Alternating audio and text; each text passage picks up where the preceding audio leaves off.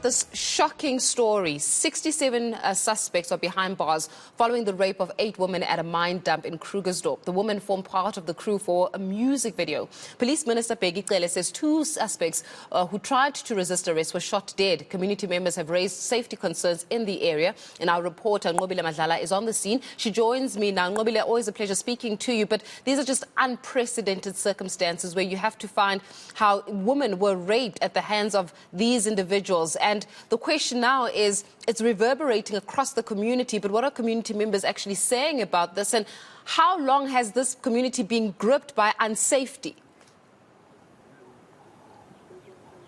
Well, Faith, from what we are hearing, this community is quite an old community, but they're saying that safety issues has been a problem for quite some time. In fact, they are talking about the fact that they had asked for the minister to come to the community not so long ago, and none of that was, they say, answered to by the office of the minister. But they're saying this has been an issue that the community has faced for far too long. And I want to bring in one of the community leaders to speak to us. I mean, ma'am, we saw you speaking to the minister, and very emotional and angry at the same time about what you were talking about and what you want to be resolved in the community. First of all, I just want to get from you, what does the community want now that this has occurred? What the community wants, it's their safety. They had been asking the minister to bring the soldiers in, bring in the South African National Defence Force, because then we are up against ex-soldiers from their respective countries. That's the only way that we will have our safety, because the police do not have the capacity to deal with them. We're talking about heavily armed people, well-resourced. The weapons they have, our police don't have. So in order for us to be safe, please bring in the South African National Defence and let be visibility and consistent in that, so that they don't even think of coming back once they are taken out of here. Tell me, what have these people been doing, and how long has the place been terrorized for? I've been here for 3 years. In those 3 years, I had seen the worst. But there's community members that have been here for a very long time, and they had been actually very much grieved when they think of how peaceful this community was, how beautiful the community was, up until, I think 7 years ago. 7 years ago when the Basotho nationals that started flogging in, and peace just was a thing of the past. What sort of crimes have you seen in the area? That's the thing. We're not talking about crimes here. We're talking about terrorism. We're speaking of brutal murders, whereby they make sure that they take your eyes out, your nose out, your body parts. They actually dismantle you when they kill you. We talk about gang rape.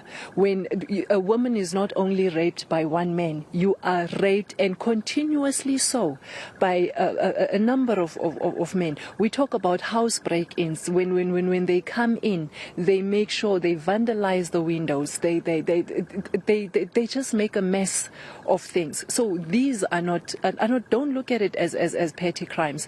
We are not talking crime in West Village. We talk terrorism. West Village is under siege in the hands of these happy, trigger happy beings. What do they want from you? I think when Mother Nature withholds her generosity, then they take their frustrations out on the people of this community. However, they had mentioned that the houses that we live in belongs to their forefathers that used to work the mines during the apartheid era. The water that we are using, it is the water from Lesotho. So that alone can tell you what type of animosity there is within them, that they would actually tell us that we are sleeping comfortably in our homes when they are in the field. And who chose for them to be in the field? They do. But they take their anger out on everyone, especially here in the Zero. They want everyone out. Hence, they do the things that they are doing. But one would imagine that the police would then intervene. Have the police intervened in any of these circumstances? The police have intervened, but you also need to understand that most of the police are on their payroll. Those police that had intervened, some of them have died. Those police that are we cannot blame them because it's their way of survival. But they've tried, and we speak of Brigadier Xaba. Our first engagement with Brigadier Xaba, we had seen some operations that have been happening, but they are not fruitful because they are then warned. If there's an operation happening, as my colleague said yesterday, you will know from the first time you wake up in the morning, it will be quiet, there will be no one. But if there's no operation, you will see them. There's a shop not so far away, they'll be there. But once an operation is happening, and how did they know the operation is happening? Because they are told by the police that are in the police station. Now that the minister says there are a lot of task team forces that have been, in a way, brought to this place to try and assist the best way that they can you see a difference already? As I've said to the minister yesterday, we can only be grateful when we see change. Right now, we had not seen any change. Yes, he's talking about the task teams that he had put in place, but I can only point out one operation that I think it was very successful. But all the other operations, they knew about it. But when that operation happened, people in the Zero were jubilant. They were happy. They were able to sleep at night that day because we saw a different type of operation. We saw about 40 police that were walking on foot at night, and it gave peace that at least now we are not alone. At least now we had been heard. But we want consistency as the people that are staying here. We want these operations to keep on happening because our lives are at stakes. Our livelihoods are at stakes. So up until we see no Basotho foreign nationals, we will be happy. And not that we are being xenophobic, but they had really done so much damage unto this community. And I mean, my lady, I hear what you're saying, but what now? What is the community going to do? Because you've seen the worst, and you're saying that the police needs to do more. What is the community planning to do? And also, what was on that memorandum that you wanted to hand to the minister? The memorandum that we had wanted to hand over to the minister and what the community wants is to have our place habitable.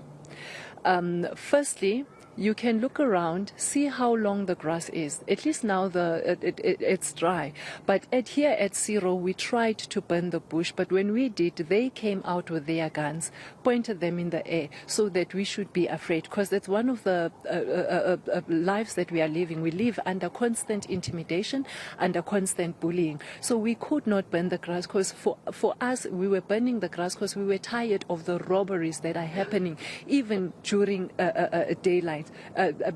Broad daylight. We were just tired. So we thought maybe by just burning the grass, then at least we will be able to minimize the crime, the petty crimes that are happening.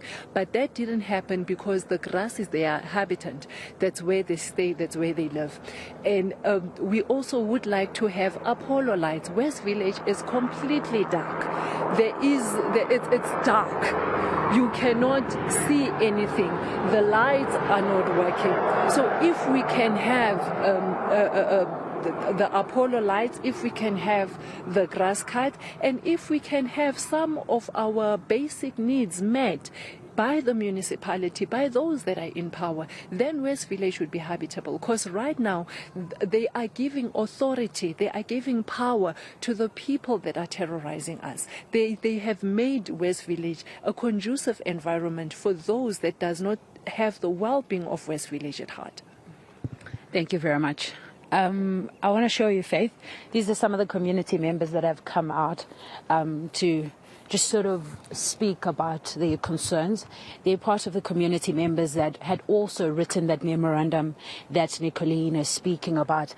But also they've seen the worst, like what Nicolene is saying, that the place is quite difficult to live in, and they're just worried. You can see the concerned citizens. There's people who are much older and also younger people in this area, but more than anything, they want to be safe, and that's what they're asking for, and that's what they want for their community. But obviously quite a difficult time indeed for this community. We will be engaging with some of the community members later on to hear also their concerns. Yeah, I think more than anything else as well, Nqobile, it will be to get some kind of insight from law enforcement, especially following what we just heard there from Nicolene speaking about how, what is the point of actually having law enforcement if law enforcement itself is working hand in hand with the criminals?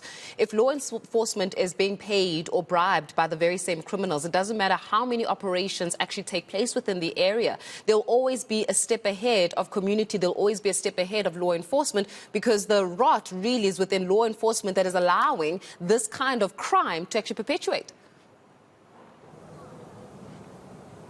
Yes, well, that's right. So we will be reaching out to the law enforcement to hear that. We do understand that according to the minister, he did say that there are task teams that are, of course, on the ground to ensure that they root out the crime in the area, but also to find those that have been responsible. So we haven't yet gotten an update in terms of the arrest. It seems it still sits at 67 at the moment, but of course we will reach out and hear from them what they are going to do now going forward, and if they are going to be investigating those that have done such.